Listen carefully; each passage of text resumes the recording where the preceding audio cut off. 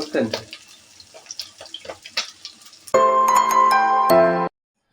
প্রথমে চাউল ধুয়ে নিয়েছি এবং ডাল ধুয়ে নিয়েছি, তারপরে পেঁয়াজ রসুন মরিচ ভেজে নিয়েছি এবং আলু সাথে বেগুন তাও ভেজে নিয়েছি, পেঁয়াজ ভাজি প্রথমেই, তারপরে ডাল ভেজে নিয়েছিলাম এবং ডাল ভাজার পরে আমরা শুরু করেছিলাম খিচুড়ির রান্না।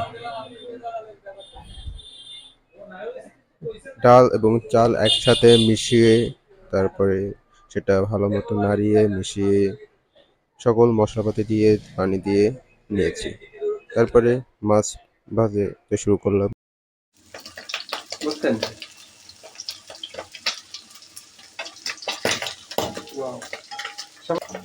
Wow, nice.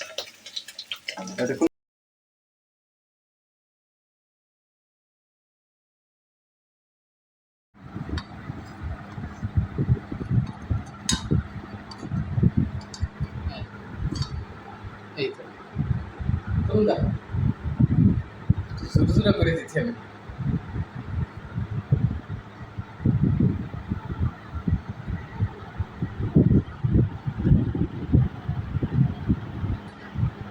শশা কাটা সাইডে প্লেটে দিয়ে দিলে বাবা না।